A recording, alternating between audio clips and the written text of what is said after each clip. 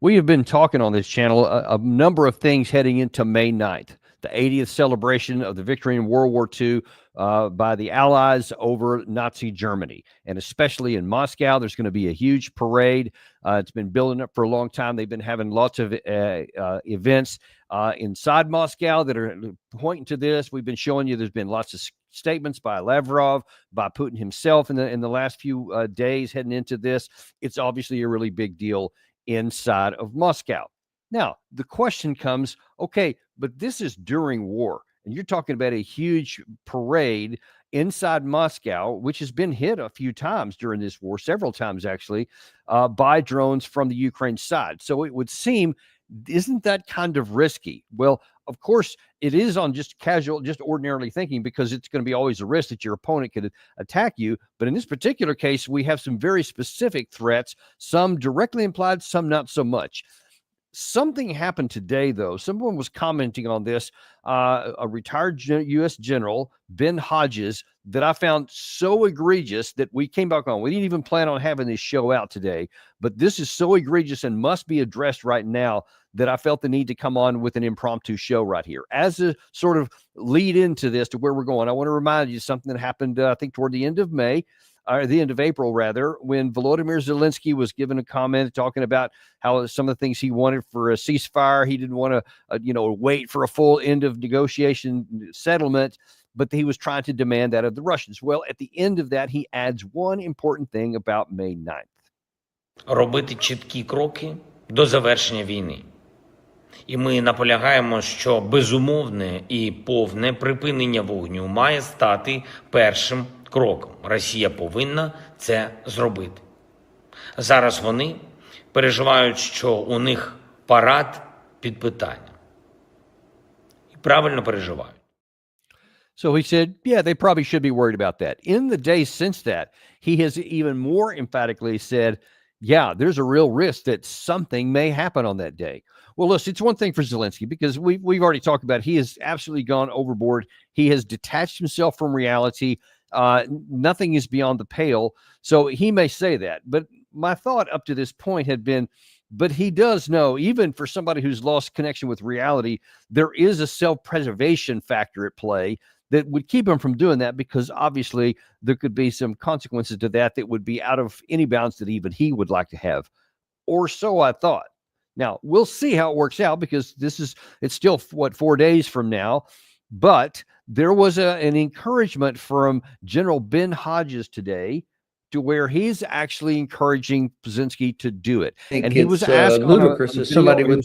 He was asked on a video show earlier today specifically about this comment that Zelensky had made. And I'm going to stop this several times as we're going through, because several of the points deserve to be addressed. But the first question he was asked is it a legitimate target for Zelensky to strike this parade? I think it's ludicrous as somebody would think it's not a legitimate target. I mean, just like a factory that makes weapons is a target. So of course, if you've got a large number of Russian troops that are out there in broad daylight that are parading with captured Ukrainian vehicles, they're celebrating whatever they think they accomplished against Ukraine. Of course, that's a target. And it's interesting. Some of the stop it right there for just a second. So first of all, it's he says it's a legitimate military target. Okay, well, let's just look in isolation first of all. So Russia and Ukraine are at war with each other. They strike each other back and forth all the time. Obviously, Russia quite a bit more striking in Ukraine than they do, because the Ukraine side doesn't have the capacity to do so. The Ukraine side doesn't have the air defense capacity to defend against the Russian missiles. They have the industrial capacity to make way more than the Ukraine side could ever get. And so that's why we have the disparity here. But in isolation, you would think, okay, if what's good for the goose is good for the gander. And it is perfectly valid to say that the Ukraine side should be able to attack any target inside the Russian. They're at war. So, there's sort of some rules, but then again, maybe there really isn't too. But one of the things is, if you fired us, we can fire back. That's kind of a standard deal. But then there's the issue of what you can do and what you should do. Now, if you take some action that's going to have an even stronger counteraction, i.e. that your ending position will be worse than your entry position, then it's obviously foolish to take that action. If you strike your enemy in a way that hurts him, but then his retaliation, which he otherwise has been withholding, is even stronger against you, then why would you want to take some action like that? Unless you had other ulterior motives. So that's the first issue, what you can do and what you should do, because we're going to have to take a look at what is the likely Russian reaction to this. The next thing he's talking about is the let's see, a factory, for example. He said, yeah, this is like a factory. You can hit a military factory. Why can't you hit this? Okay, military factories are, in fact, legitimate targets and have been attacked on both sides of the line. That is a normal part of the war. This is a little different, though.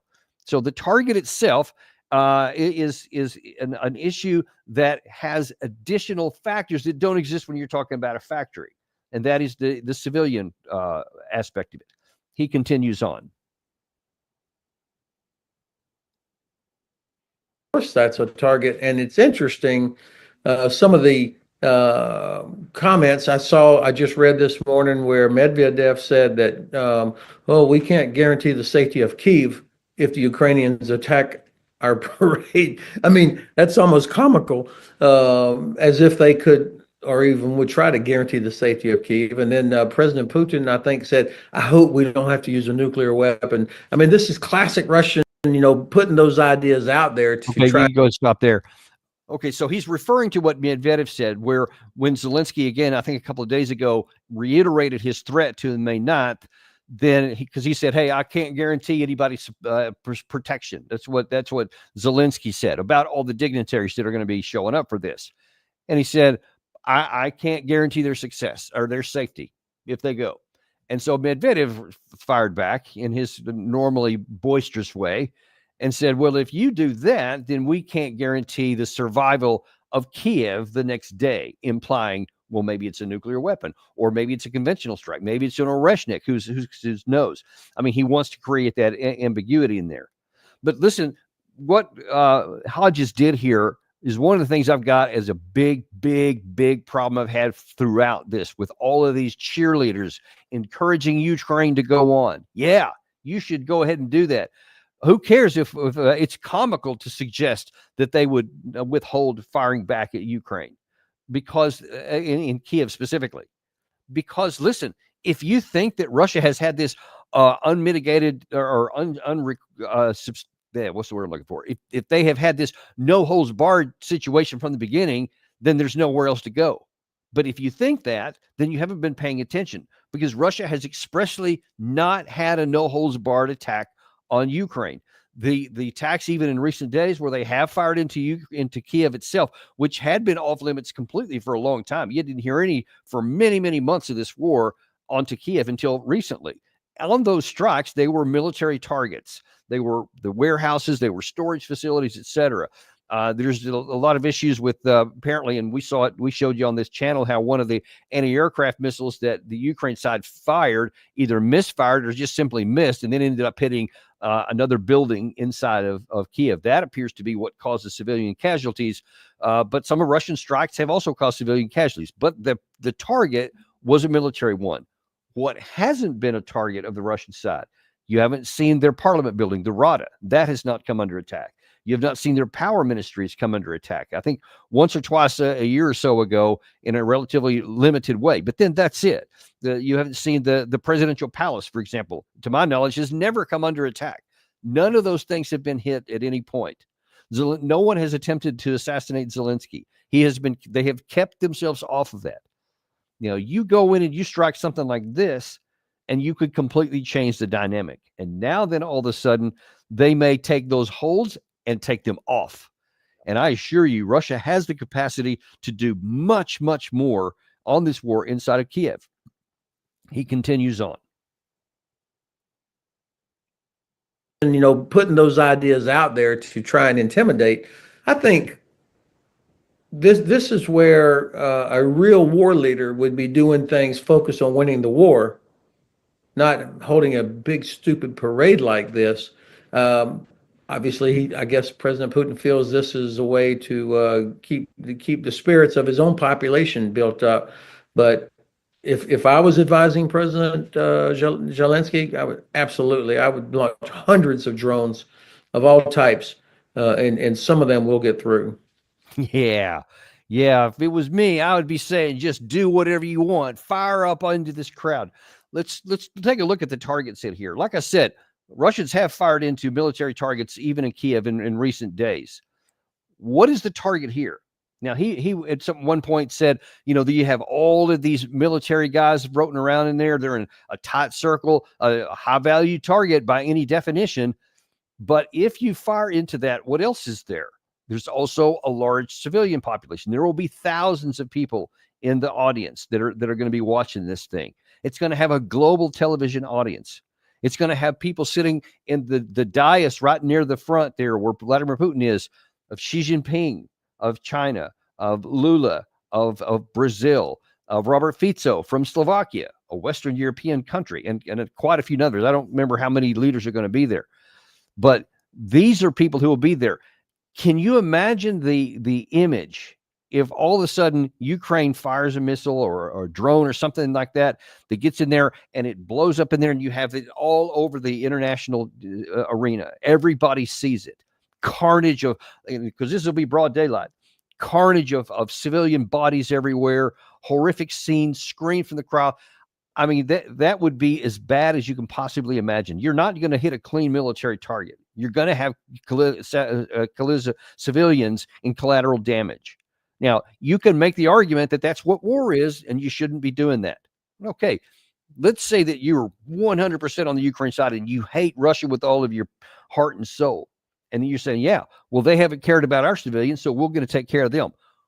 Here's where we get back to where I started at the beginning. What you can do and what you should do. If you do something like this, and that is some of these missiles get through, or the drones, or anything, and you have the kind of carnage that I just talked about, we're going to talk about the leaders separately. But if you just have the human carnage, what do you think people are going to think? That this has nothing to do with the front lines. It has nothing to do with the war that's going on in the Donbass or in the Sumy area, in the Kharkiv area, all that stuff, all the way down to Zaporizhia. That has nothing to do with that war at all, with the fighting, the tactical fighting. This is something way off into the distance. And then now you see all of these civilians, and could be large numbers of them, bloody and carnage. It's going to turn global population against the guy who fired that, because it won't be hard to figure out that this had nothing to do with the war. This had everything to do with you hating Russia. And so now then you've had this carnage where you had this really high profile thing on the civilian people. Many of the Ukraine side will be cheering loudly. Just be honest with it. They wouldn't care. All that thing I just described, a lot of the pro-Ukrainian people, apparently Ben Hodges among them, wouldn't care about that. They would say, fine, good on them. That's what they deserve. They've been doing it to the Russian side, so the Russian side has been doing it to them, so why shouldn't they get some of their own? That's what a lot of people believe. But what would be the reaction? Would that help Ukraine? Would it help them win the war? Would it gain them any sympathy in the world right now? It would do almost certainly the opposite. It would turn people who may be on their side now against them, as just say, this is just a pointless escalation. This is something that is not going to help. We don't support this. We want this war to come to an end right now as well. Now, that's with the civilian population. Then you have the leaders. Now, imagine if you think that you're going to take out Vladimir Putin. What if you hit the dais with that and you take out the leader of Russia? Or you miss him and you hit Xi Jinping of China? What do you think if it's Robert Fico or Lula from Brazil, or any of these other heads of state? There's quite a few that are coming there. What do you think the result's going to be with them? Are they going to be okay with it? Are they even going to be okay if the dais isn't hit and this other carnage I described is? That you're willing to risk the head of state of China, for crying out loud? I mean, they'll think that you have lost your mind and that you're irrational and can't be trusted. For that reason also, they would turn against Ukraine. There's no good thing about this at all.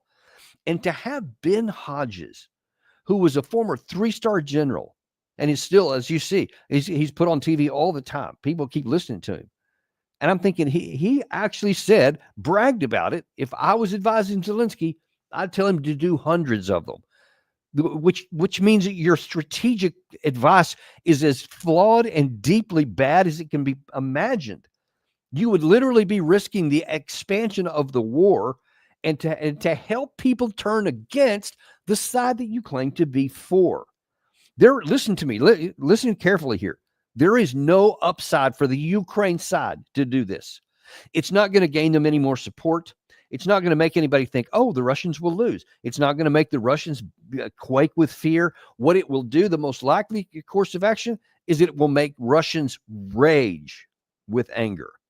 And right now, and in fact, that reminds me of something that Trump said, I think it was just yesterday, when he was talking about trying to bring an end to this situation. Here's what he said about, now this is what he's going to say right now. This is what exists right now. Watch this. We've had some good conversations on Russia and Ukraine over the weekend, over the last few days actually, but we've had some very good conversations on Russia and Ukraine. There's a lot of hatred there, I will tell you, between the two parties and between even the generals. I mean, there's a tremendous amount of hatred, but we've had some very good discussions over the last few days. So he's actively trying to end the war. So Trump says, he's since he's been in August on the 20th of January, he's been trying to bring this to an end. We've talked at length earlier today in our shows about the difficulty he's having, et cetera, but that's still his objective. He's trying to bring it to an end. He claims that they're getting closer, but that there's this hatred going on. Now you add in a strike here in a parade that has a lot of civilians and other heads of state, and Russians are killed there on global television. You can't even measure the amount of hatred that will have among the Russian people. I told you, they are restraining themselves considerably on the target set that they've had so far. Now, Medvedev is a hothead, and he's just well known for being exaggerating and hyperbole and all this kind of stuff. But it's not wise to think that this is hyperbole, because he won't be the only one to think this. They'll all be thinking this. They'll say, all right, time to take the ropes off. And I promise you, the likelihood for Ukraine is that the target list will expand. And now then all those ministries I told you that have been off limits will be on limits. I bet there would be Oreshniks dropping several of them inside Kiev. And there's no defense against that. We don't even have defense against that. And they cause profound amounts of damage. And that's just even among the regular weapons they could also employ. So that could get more Ukrainians killed. It could get Ukrainian leaders killed. It could be devastating to their power ministries, all the things where their command and control and their headquarters is for the army itself. All those things come under target here. Now, I don't think that even in this situation, unless Putin himself was actually killed. Now, if you took out the diets, then I think that the likelihood of a nuclear weapon in Kiev that day probably is really high. It's hard for me to imagine how they would not do it. Maybe they wouldn't. Maybe they would still have enough self-restraint. I don't know. But the risk would be just through the roof. So that's number one. But even if they only kept it conventional, there's so much more they could do. And that they could say the gloves have come off all on the front line too. They could now push much more heavily. And we've told you, according to even the Ukrainian intelligence, that they publicly say, now this is not anything secret, they say there's about 600,000 Russian troops currently along the 2,000 kilometer total front line here. But there's 700,000 or 800,000 that are still not in contact.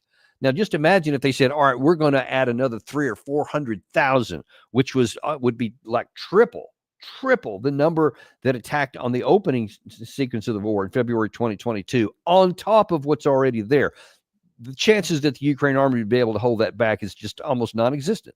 There's just very little chance that they would be able to do that kind of mass, especially at selected weak points in the front.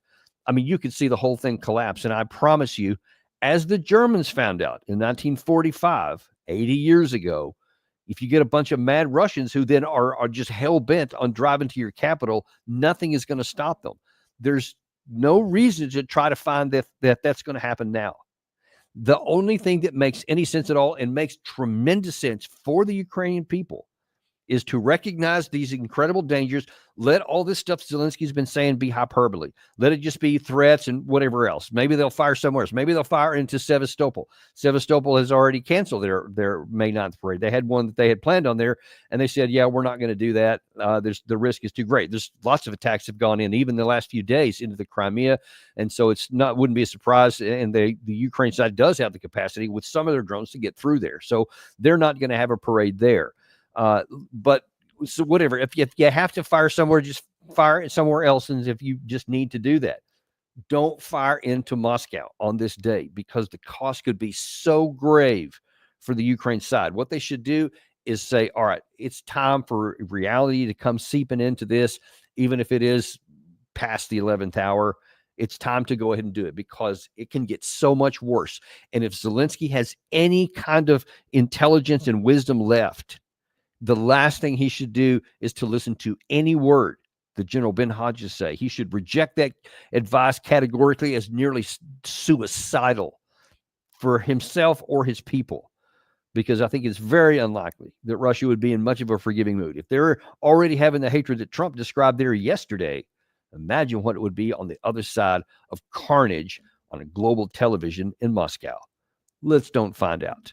Thank you very much for joining with us today and coming back for this third show. Really appreciate you. Be sure and like and subscribe if you haven't. And we've got some great shows coming up for you the rest of the week. We have a big surprise for you on Wednesday. The highest profile guests we've ever had on this channel. We've had some good ones, as you know. Really, really excited about what's coming on Wednesday. Don't want to miss that. I think it's 1 o'clock on Wednesday. The time may be off on that. I'm not sure about the time now. We're working on some things here, but something big is coming, and I promise you, you'll be glad you'll be watching. Thanks very much, and we'll see you then on Daniel Davis Deep Dive.